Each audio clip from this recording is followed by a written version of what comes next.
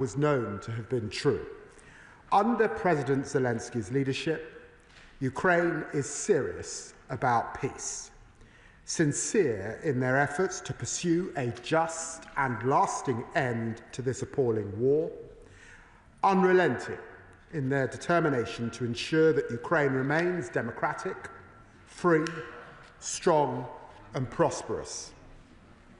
At the G7, the UK and our allies were united in our unwavering support for Ukraine's defence of its freedom, united in support for Ukraine's pursuit of peace, united on what is required to make this happen. Now it is Putin who stands in the spotlight. Putin who must answer. Putin who must choose. Are you serious, Mr. Putin, about peace? Will you stop the fighting? Or will you drag your feet and play games? Play lip service to a ceasefire while still pummeling Ukraine? My warning to Mr. Putin is this: if you are serious, prove it with a full and unconditional ceasefire now. And if Putin does not deliver, Mr. Speaker, and I must tell the House that I currently see no sign yet that he is, the G7 meeting helped us ready the tools to get Russia to negotiate seriously. We're not waiting for the Kremlin. If they reject a ceasefire, we have more cards that we can play. We can all see the impact the G7's unprecedented sanctions have had on Russia's faltering economy. Social spending down, inflation and interest rates sky high. There can be no let-up in our efforts. In Canada, we discussed where we can go further to target their energy and defence sectors, further squeeze their oil revenues and use frozen Russian assets. At the same time, we will keep up our support to Ukraine. Europeans clearly need to shoulder our share of this responsibility. We in the UK are stepping up on drones, on munitions and on training, sending over 400 different capabilities to Ukraine and training over 50,000 recruits. And we've announced the biggest increase in UK defence spending since the end of the Cold War. We're urging our allies to do the same, so Ukraine is in the strongest possible position now and in any peace that follows. And tomorrow I will be hosting EU High Representative Kallas, the first such visits since we left the European Union. In this moment, Ukraine's friends should be working hand in glove, and that requires a new era in UK-EU security cooperation. Finally, we are taking the steps to ensure Russia does not come back for more. We know the history, Mr. Speaker. Budapest, Minsk, paper promises betrayed by Putin. Together with France, we are establishing a coalition willing to deter Russia from invading again. To be credible, it will need US support. But Britain and our allies recognise that we need to step up, and this government is leading the effort on multiple fronts. In the past week, my right honourable friend, the Prime Minister, convened the biggest gathering yet of those willing to play their part in ensuring Ukraine's future security. This followed my visit to Canada and my right honourable friend, the Defence Secretary's trip to Paris. And this week, military planners from allies will gather for further discussions in the UK co-chaired with France. Mr. Speaker, Ukraine was our top priority, but our unity extended beyond Ukraine. The G7 united in support for the fragile ceasefire in Gaza, the release of all hostages, the unhindered humanitarian aid into Gaza. And let me be clear to this House what I said to the G7. Hamas must release the hostages. For Israel to be secure, these terrorists can have no role in Gaza's future. But the complete blocking of aid in Gaza is appalling and unacceptable. Humanitarian aid should never be used as a political tool. we urge the Israeli government to change course. The G7 also discussed the Arab reconstruction plan for Gaza, an important signal on which we should build. The G7 also united behind an inclusive political transition in Syria. Stability in Syria bolsters UK security at home and abroad. We condemned the recent violence in Syria's coastal regions and called for those responsible to be held accountable. And we were united in increasing the pressure on Iran. Tehran is producing highly enriched uranium at a rate that makes a mockery of the limits set in the JCPOA. Iran can never be allowed to develop and acquire a nuclear weapon. President Trump has written to the Supreme Leader. And this weekend, the United States has responded strongly to the Houthi resumption of unacceptable attacks on international shipping. Iran must now change course, de-escalate and choose diplomacy. Mr. Speaker, the G7 also kept the spotlight on the conflicts in Sudan and the DRC. We denounced the atrocities in Sudan. The warring parties must protect civilians, cease hostilities and ensure unhindered humanitarian access. There was strong support for the conference I will host on Sudan next month, an important opportunity to get a political process moving. We also condemn the Rwanda-backed offensive in the eastern DRC, a flagrant breach of the DRC's territorial integrity. The M23 and Rwandan Defence Force must withdraw. All parties should support African-led mediation processes. Mr. Speaker, the G7 also reiterated our call for the restoration of Venezuelan democracy and reaffirmed our strong support for Guyana's sovereignty and territorial integrity. And as the G7 met, Armenia and Azerbaijan concluded negotiation on a historic peace agreement. We warmly welcome this achievement and encourage both sides to move to signature as soon as possible.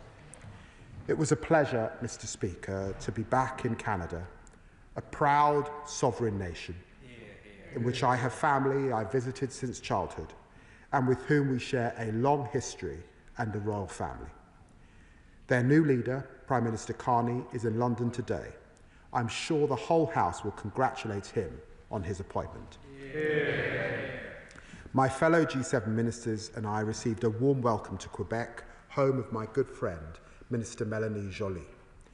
And we united behind a new Canadian-led initiative on maritime security, an example of their strong leadership. With growing threats from the Red Sea to the South China Sea, trade routes on which growth and all our economies rely, a strong collective response from the G7 matters to us all. Mr. Speaker, 50 years ago, a small group of Western leaders met just outside Paris, the origins of the G7. They did not agree on everything. They were from different political sides, 3 from the left, 3 from the right. It was a time of upheaval, war in the Middle East, an oil crisis and recession, the Bretton Woods system falling away. Many then as now were pessimistic about the ability of democracies to navigate the turbulence, but that generation rose to the challenge. With the G7, they tried something different. Its format allowed leaders to be honest with each other and so find common ground. Today, we must rise to these new challenges. In that same spirit of honesty and common purpose, Britain and our partners are stronger when we stand together. We are standing together right now. I commend this statement to the House. So, Secretary of State, Dame Priti Patel. Thank you, Mr. Speaker, and I'm grateful to the Foreign Secretary for the advanced sight of his statement today. There is much ground to cover in this statement in light of the vast global challenges we're all witnessing. On Ukraine, we continue to support Ukraine in this fight and the freedoms and values they are defending: democracy, liberty and the rule of law. It is very welcome that the US military aid and intelligence sharing has resumed, and vital that the US and Ukraine continue to work together in the face of this appalling conflict. May I ask the Foreign Secretary what discussions did he hold with US counterparts about the impact of the suspensions of intelligence and military support, and what is his assessment of the consequences caused? While we await further details of the proposed 30-day ceasefire, Russia's response shows exactly why the Euro-Atlantic community must be resolute in the face of Putin's aggression, and that he will seek to pursue long-held strategic objectives that he has not achieved on the battlefield through hypothetical negotiations, which means we must be robust. Britain must apply maximum pressure on the Kremlin, boost defence production and maintain our support for Ukraine's battlefield efforts. Britain must also use our convening role to work with allies who have other types of equipment that could plug capability gaps and broker extra support packages. Mr. Speaker, in the G7 Foreign Minister's statement, there is a commitment to use extraordinary revenues stemming from the immobilised Russian sovereign assets. So can the Foreign Secretary confirm whether this means that the UK will go further than the £2.26 billion loan already announced off the back of the profits from sanctioned assets? And can he give an update on when proceeds from the sale of Chelsea FC will be in the hands of those most in need? Over the weekend, Mr. Speaker, we heard the Prime Minister said that he was planning for his potential peacekeeping initiative is now moving into an operational phase. Is the Foreign Secretary able to explain what moving into an operational phase means in practice, especially for armed forces? What planning is underway? What will our contribution to peacekeeping consist of? Over what timeframe would deployment be launched? And how will our armed forces be supported? Can he inform the House which allies in this coalition of the willing have expressed interest? What will they offer? And what discussions are underway with the US on deterrence and security guarantees to ensure that an invasion like this can never, ever happen again? Turning to the Middle East, Mr. Speaker, we are absolutely united on the position that Iran-backed terrorist Hamas can have no role in Gaza's future. But what has the government done to pursue an end to this brutal regime? And what discussion has he held with Middle Eastern counterparts on their proposed plan for the future of Gaza? Now is the time for maximum pressure on Hamas from the international community. They must release every single hostage. Is the UK directly involved in discussions to drive action in a positive direction? On Syria, Mr. Speaker, was there discussion about the ongoing status of HTS as a proscribed terrorist group? Following the government's lifting of 24 sanctions on entities linked to the deposed Assad regime, does the recent violence change the government's assessment of the merits of lifting these kinds of sanctions? Mr. Speaker, we understand from the BBC that the UK did not directly participate in the US airstrikes on the Houthi targets at the weekend, but that our armed forces provided routine refuelling support to the US. Can the Foreign Secretary share with the House what the precise nature of the UK support was? In particular, given that the UK conducted multiple joint airstrikes with the US last year against Houthi militant targets to degrade their ability to threaten freedom of navigation. So can the Foreign Secretary explain why on this occasion it was decided that we would not deploy our own strike capabilities? And does he assess that there has been an increase in threat to the freedom of navigation in the Red Sea and to British vessels and personnel? If so, what is the government's overall approach to this threat and to the Houthis? Are hard power options still on the table as they were last year? Will the government ramp up sanctions and pressure on the Houthis and, importantly, on Iran, the malign force in the region that continues to back them? What steps is the government taking to interdict weapons flowing from Iran to the Houthis? And what discussions has the Foreign Secretary had with his American counterparts on the US approach to Iran more broadly? And where does the UK fit in this? Mr. Speaker, the G7 statement also made reference to the range of challenges posed by China. Our key partners are alert to the threat China poses, but this government seems to be oblivious to it. As China threatens global security, our national interests, and to put bounties on the heads of Hong Kongers living here, we've also seen the Energy Secretaries following the Chancellor and the Foreign Secretary kowtowing to the Chinese Communist Party, and the Foreign Secretary and the Home Secretary, who are responsible for national security, are now the cheerleaders for the Chinese Super Embassy planning application. So will the Foreign Secretary disclose in full all contacts and communications between his department, Downing Street, the Chinese Authority and MHCLG about this matter? Does he recognise the anxiety this planning application is causing to the groups who are threatened by China? Will he accept the threats and risks that mean China must join Iran on the enhanced tiers of furs? And finally, Mr. Speaker, on the Chagos surrenders deal, was this discussed with his US counterparts? Will he commit to present a draft treaty to the House before it is signed? And how can he justify handing over billions of pounds of British taxpayers' money to Mauritius instead of defending our sovereignty? Well, I'm very grateful, Mr. Speaker, particularly for the cross-party nature of the Secretary of State for the Opposition. Mr. Speaker, I'm a little jet-lagged. I got off a plane at 6 o'clock, so you'll forgive me. But I'm very grateful to the Right Honourable Lady for the manner of her remarks, particularly on Ukraine, and there were a number of questions which I will seek to deal with. She's absolutely right that Zelensky has made absolutely clear that he is committed to peace. She asked me about the US decision on a military pause in aid and on intelligence aid.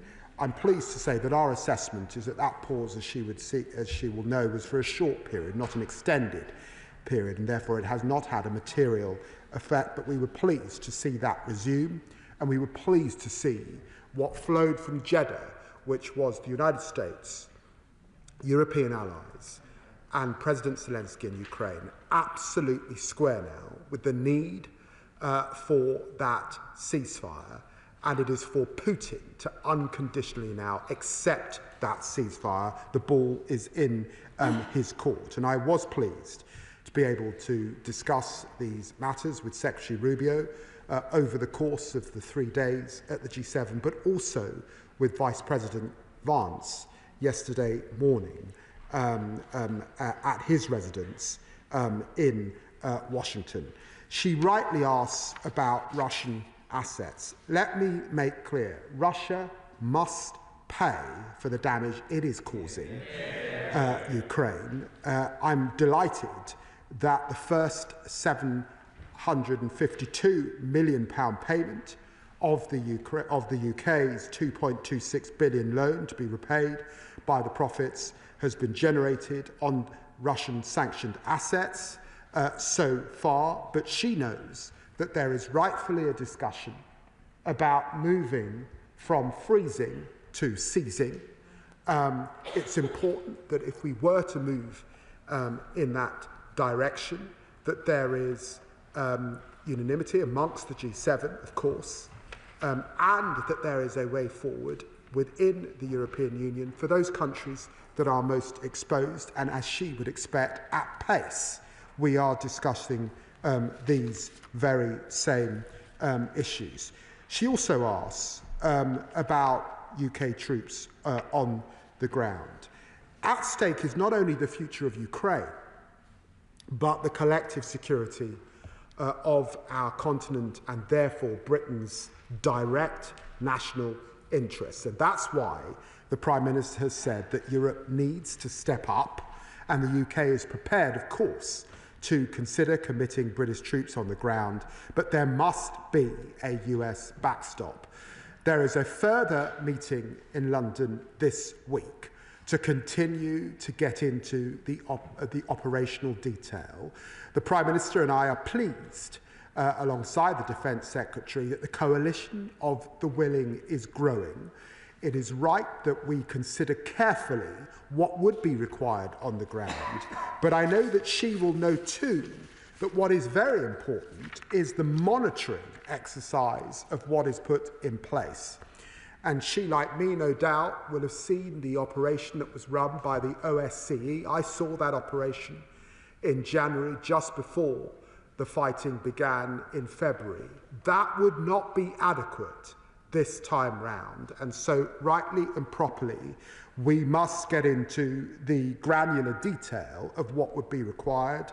Yes, of course, as a European family, but also involving nations like Canada, and I had a commitment from Minister Melanie Joly that Canada is willing to step up to be part of that coalition going forward, but there will be others in that coalition of the willing, and so we will look at these issues in detail over the coming days. She, of course, mentions the situation in Gaza and the Middle East, and let me be absolutely clear, we were all united. There can be no role for Hamas. We welcome the work that has been done by the Arab Quint as a direction of travel. The United Kingdom wants to continue to work with the Arab Quint on strengthening that proposal, particularly on the security guarantees that the Israelis would rightfully need, their assurance that October the 7th can never, ever happen again. She also raises the situation in Syria. The awful clashes during the weekend of the 8th and 9th of March led to the death of more than 1,000 people. And we condemn the violence at the time, and the Minister for the Middle East updated the House on the 10th of March. It is critical that the interim administration in Syria respects and protects all of Syria's minorities, and that is why it was heartening to see the agreement last week between the interim administration and the Syrian Democratic Forces, particularly in north-east Syria, and this was obviously a topic of much discussion.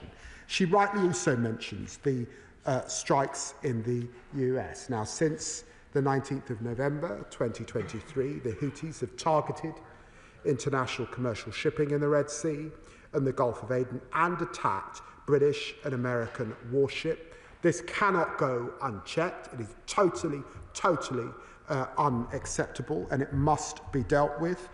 We don't comment, of course, on other nations' military operations, but I can confirm that we did not take part in the strikes over the weekend, but we are in close touch with our US friends and on the need to act with the Houthis and what they are doing in the Red Sea. She talks about the government's approach to China. What I can assure her is from this government, there will not be 7 different approaches to China, which is what we experienced under the last government. Ping-ponging about over the course of those 14 years, and that calamity of a United Kingdom Prime Minister having a beer with the leader of the Chinese Communist Party. I guarantee her that will not happen under this government. And quite properly, I and the Home Secretary made representations, as she knows, to the planning process about the security issues that must be kept in mind as the proper procedures are followed for China's application. And she knows too that we also have our concerns about our embassy in China and its proper operation. Thank you, Madam Deputy Speaker. Chair of the Foreign Affairs Select Committee, Emily Thornbury. Thank you very much, Madam Deputy Speaker. I'm so pleased to see the Foreign Secretary this weekend continuing to lead our allies in support of Ukraine, and equally pleased to see that he has expressed his support for the issue of moving from freezing to seizing Russian assets. We do have 18 billion of them held in the UK. Madam Deputy Speaker, I have to say, though, if we're serious about doing this, then I wondered if we could start getting on with it. So the question I have is, what moves is his department making for example, putting legislation on the books which would allow us to seize those assets when the right time comes? I'm glad to hear that there are discussions to put, but I wondered whether there had been pressure put on our G7 and EU allies who still sit on the remaining £300 billion of assets that also perhaps need to be seized at this stage. And has he considered a UN General Assembly resolution providing the legal basis for coordinated asset seizures? Well, I'm very grateful to the Right Honourable Lady for her question and, of course, her leadership of the Foreign Affairs Select Committee. Can I reassure her that we continue to work closely with our allies on this issue, including discussions, lengthy discussions that we had at the G7, Madam Deputy Speaker.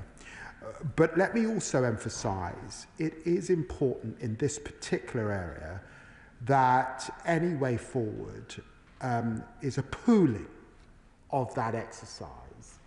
I don't believe that it would be right for the UK in this instance to act unilaterally, and therefore this is a multilateral endeavour and discussion. She's right, and I get the emphasis of her question that we should work at pace on this, and can I reassure her that we are? Liberal Democrat spokesperson Callum Miller. Thank you, Madam Deputy Speaker. I also thank the Foreign Secretary for advance sight of his statement. Like him, I will focus on Ukraine. Last week, President Zelensky announced his willingness to accept an immediate ceasefire. In response, Vladimir Putin intensified his attacks on Ukraine. This gives the lie to Putin's cheap talk about agreeing with the idea of a ceasefire. His goals remain the same: destroying Ukraine's sovereignty and turning it into a satellite state of Russia. The only way to strengthen and achieve a just and lasting peace is by strengthening Ukraine in the face of Putin's brutality. So I was slightly alarmed to hear the Foreign Secretary say that we can only seize Russian assets if we progress by unanimity. If the US refuses to seize Russian assets, will the Foreign Secretary take a lead with European partners so this support can flow? And can he also say what is stopping him from unlocking the £2.5 billion generated from the sale of Chelsea Football Club, held here in the UK, that should already have provided humanitarian aid to Ukraine? The Foreign Secretary referred to the work that ministers have been doing to build a coalition of the willing to support any final peace agreement in Ukraine, which my party strongly supports. But I do ask the Foreign Secretary if he can be more specific. What levels of support have other countries committed? And what progress has he made in securing a backstop security guarantee from the United States? Liberal Democrats have warned repeatedly that Donald Trump's actions are emboldening Putin. Last month, Trump said Russia should rejoin the G7 if a peace settlement is agreed. This would be unjust and wrong. Did the Foreign Secretary make clear to his G7 counterparts that the UK would oppose Russia rejoining the G7? And given that Donald Trump is not a reliable ally, Liberal Democrats have argued that the UK must lead in Europe to reduce the continent's reliance on the United States. We support a pan-European rearmament bank so Europe's defences can be rapidly rebuilt. Yet last week we saw proposals from the European Commission for EU structures that could leave the UK out. So will the Foreign Secretary use his meeting with High Representative Callas tomorrow to make sure that the UK plays a full part in European efforts to the benefit of our security and our defence industry? Yes. Well, I'm very grateful to the honourable gentleman for continuing that cross-party unity. He's usually pretty on top of the details. Can I just say to him, on the sovereign assets issue, it is not the United States that has raised consistent concerns about sovereign assets. It's not the United States in this instance that's more exposed than others. It's actually within Europe, Belgian colleagues that have found themselves more exposed, and German colleagues that have previously been resistant to this issue. But of course there's a change, an administration in Germany coming, and so we'll see what their assessment is. On the issue of those funds from Abramovich that of course we want to use, can I just say, and I should have said this to the Right Honourable Lady, we inherited this from the last government. 2.5 years, no progress was made. I am frustrated with that lack of progress, and I am doing everything I can in order to reach a resolution in this matter. And if not, of course, I've got to consider all the tools that are available to government. But at this stage, what I want is to be able to act quickly, given that he knows and I know and we all know that Ukraine need those funds now. And therefore, we urge, working with other colleagues and Mr. Abramovich's lawyers, we urge action now. Can I say to him, there was no discussion of Russia joining the G7. I mean, no discussion whatsoever. The G7 is a family of democratic nations committed to the rule of law. Russia under Putin has put themselves way outside of that club and that necessary partnership. I see no basis at the moment on which Russia could enter the G7, and indeed there would be other candidates way ahead of Russia with that to be the place. Now, I'm delighted that the Lib Dems have a proposal for a rearmament bank. I would just say to them that Ursula von der Leyen got there before them. To ensure all colleagues can get in, questions will have to be short, and if answers continue to be long, there will be some disappointed backbenchers. Ruba Huck. Thank you, Madam Deputy Speaker. I welcome my right honourable friend's strong statement that blockading all aid into Gaza, including UK-raised aid,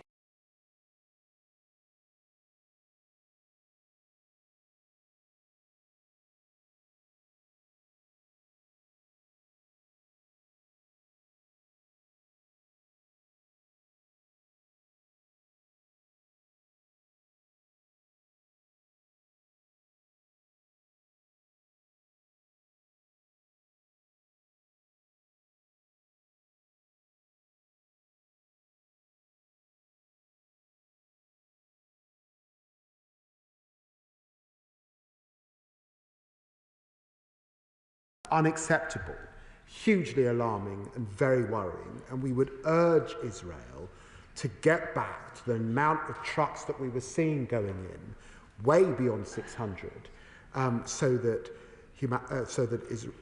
Palestinians can get the necessary humanitarian support they need at this time. Mark Pritchard. Thank you, Madam Deputy Speaker. Can I welcome the Foreign Secretary's statement today and for all his hard work travelling all around the world trying to make us all safer. He mentions the OSCE.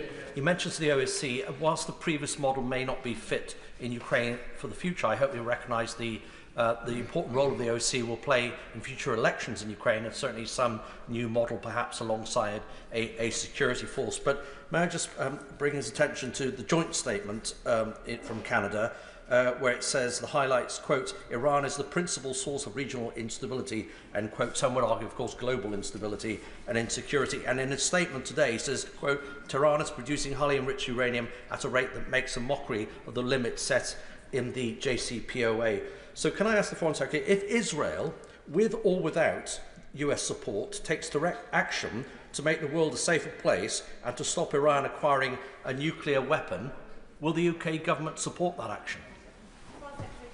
Well, I'm very grateful for the honourable gentleman raising this issue of Iran and their desire to have nuclear capability. We stand in the way of that, and working with the Germans and the French, we are determined to use all diplomatic efforts to bring about a conclusion to that desire. And I discussed that, of course, with Secretary of State Rubio alongside my French and German counterparts at the G7. But we also discussed maximum pressure, and we also discussed that nothing is off the table as we discuss these issues with Iran, and we are running out of time to reach a resolution to this issue. Blair McDougall. Madam Deputy Speaker, can I welcome the Foreign Secretary's uncompromising message to Vladimir Putin, and I wonder if he would add to that with a clear message that there can be no peace while the tens of thousands of Ukrainian children who've been stolen from their parents and scattered around Russia are not returned.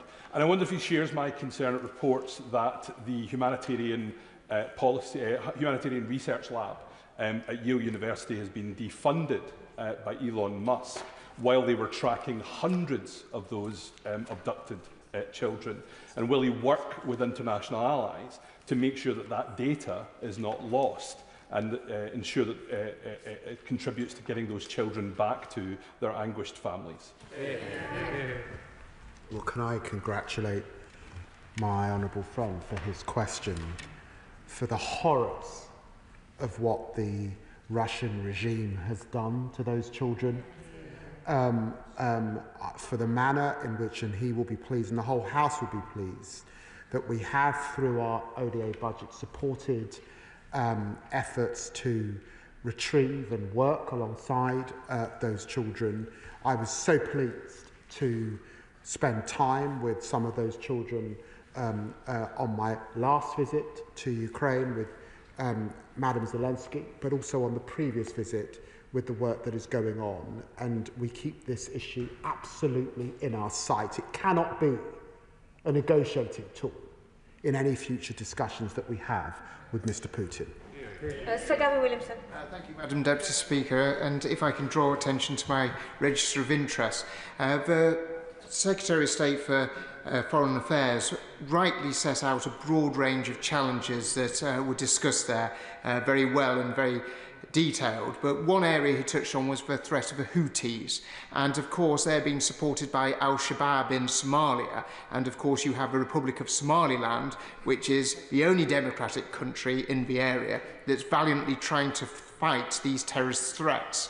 Will the Secretary of State commit to his department to working with the government of the Republic of Somaliland to deal with those threats that they're facing, but we're also facing?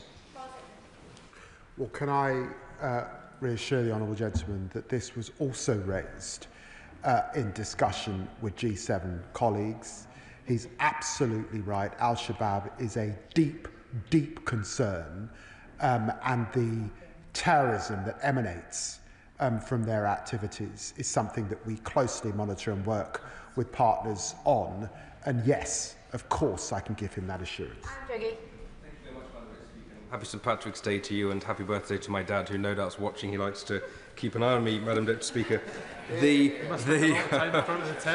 lot of time for the TV.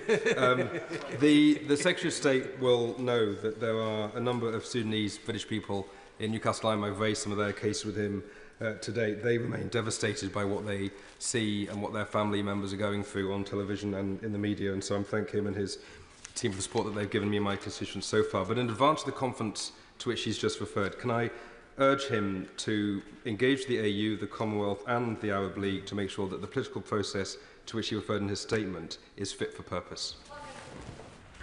Well, can I wish my honourable friends, Father, all good wishes too on his birthday, and thank him for the way he has continued to raise these issues of conflict in Africa in the chamber. He will be pleased that I met with the African Union at the G20 a few weeks ago.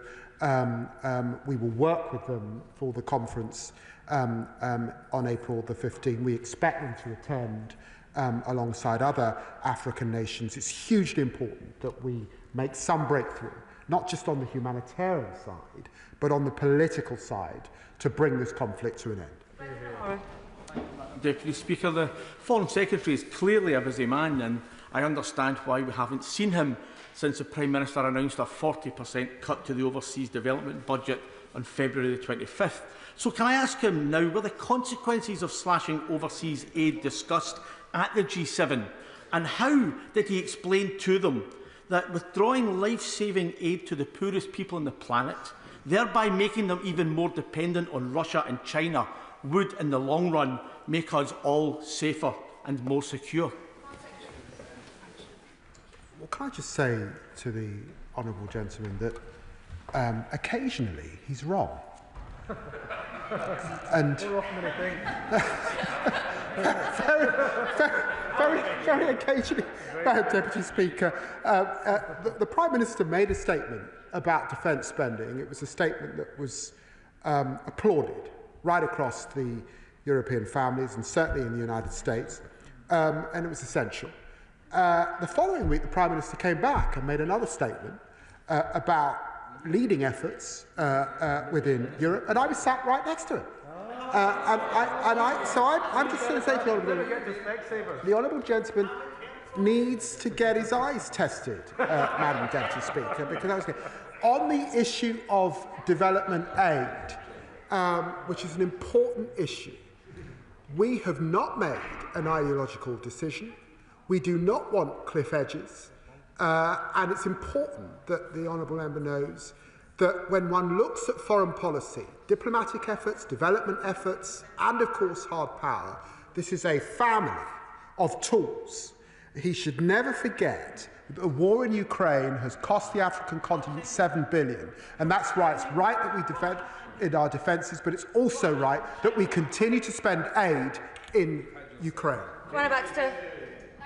Deputy Speaker, I think my constituency neighbour was reading my notes earlier by raising the issue that he did, but I'll raise it again because I don't believe that we can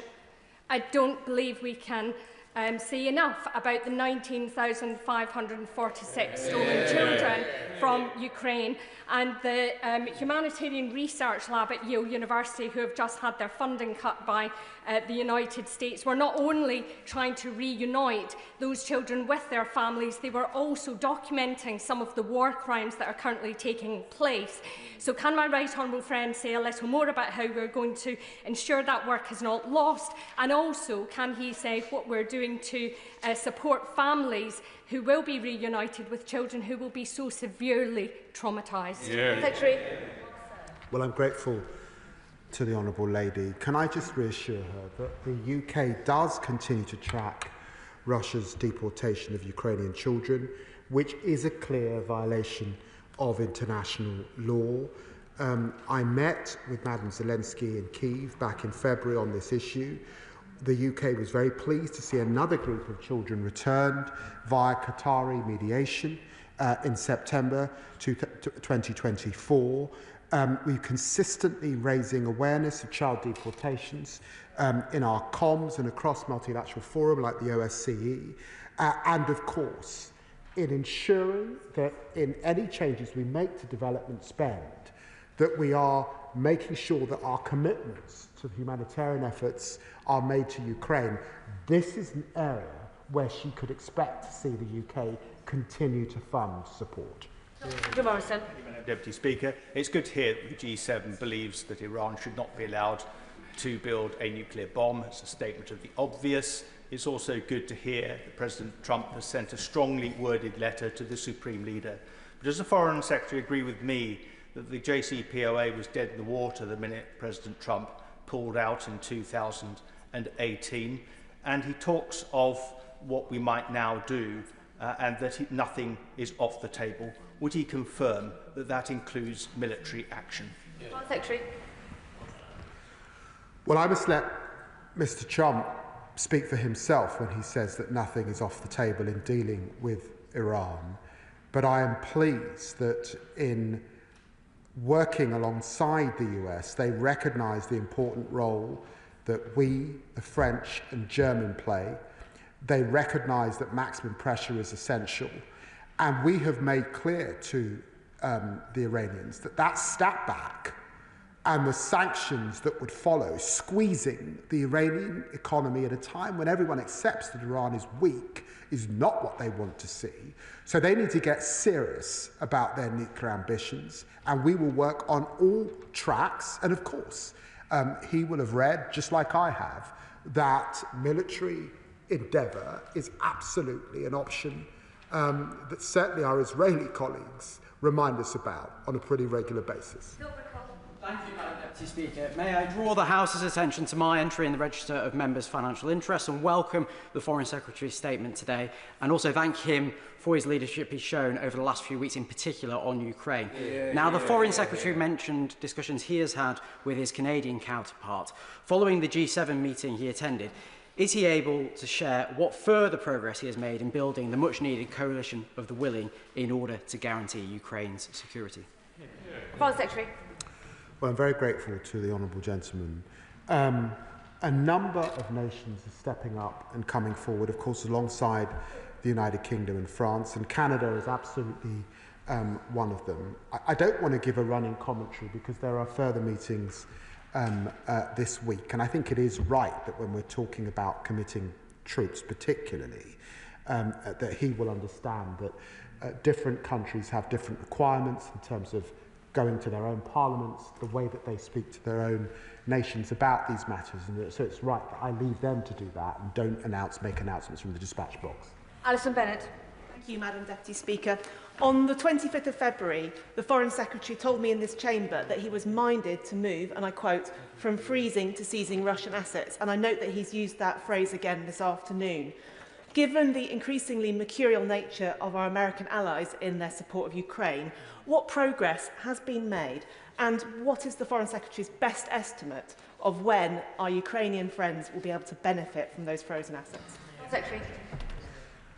Well, I understand why the Honourable Lady raises the question as she does, but as I said to the Liberal Democrat spokesman, this is not an issue where the US is the blocker. It's an issue where there are nations within Europe that are more exposed than others. And it is best, as I said to the chair of the Select Committee, that we act multilaterally, and that is the issue. But we're working at pace. Fred Thomas. For the Foreign Secretary in Canada representing our country, and a big weekend for the Royal Navy in Plymouth.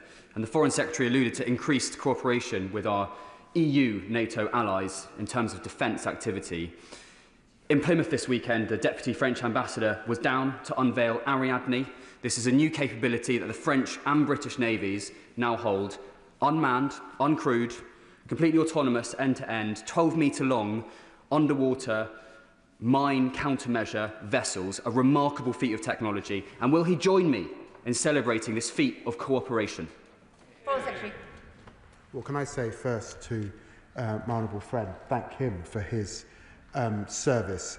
He will be pleased that maritime security was such a big discussion point at the G7, and I thank Canada for that. We are a great maritime nation, working with our colleagues, and can I assure him there will be more on this issue in the SDR, which is to follow.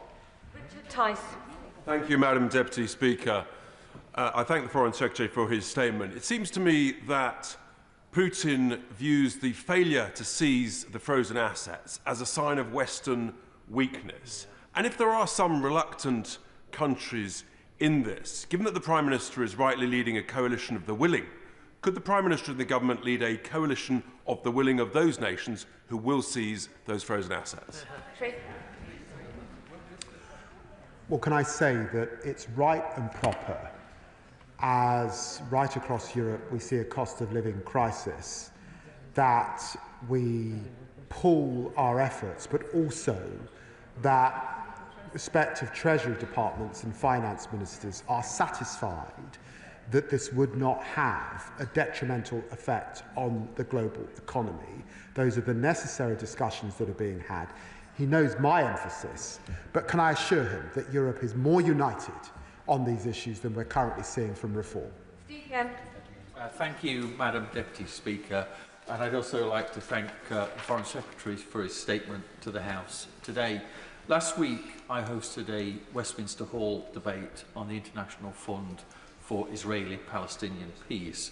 And I wonder if the Foreign Secretary could advise the House if he was able to raise the matter at the G7 Foreign Ministers meeting, and if he might commit to a further meeting with MPs to discuss the UK's commitment to that fund. Well, we were able to discuss Gaza and link that discussion to a broader discussion on development spend and on our commitment to Gaza. He will know particularly that the United Kingdom supports the Palestinian Authority and the necessary reforms that they need to make. And can I assure him that I, or indeed the Minister for the Middle East, will meet and discuss these issues further? Jeremy Corbyn. Thank you, Madam Deputy Speaker. In his statement, the Foreign Secretary describes the blocking of aid to Gaza as appalling and unacceptable. Why doesn't he also confirm it's illegal, it's in breach of international law, and the continued bombardment of Gaza is likewise, as is the bombardment of the West Bank?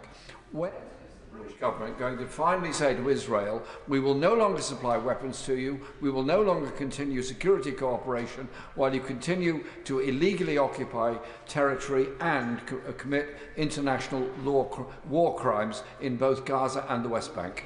Foreign Secretary. Well, can I say to the right honourable gentleman that I did say in my contribution that it is in breach of international humanitarian law, and of course we have spoken to the Israelis about those concerns, and indeed he will recall the decision that I made back in September of last year to suspend arms, and it was largely because of that breach. John Slinger. Thank you, Madam Deputy Speaker. Earlier today in Parliament, I chaired an event to remember the victims of the appalling chemical weapons attack at Halabja on the 16th of March 1988, carried out by the vicious Saddam Hussein regime.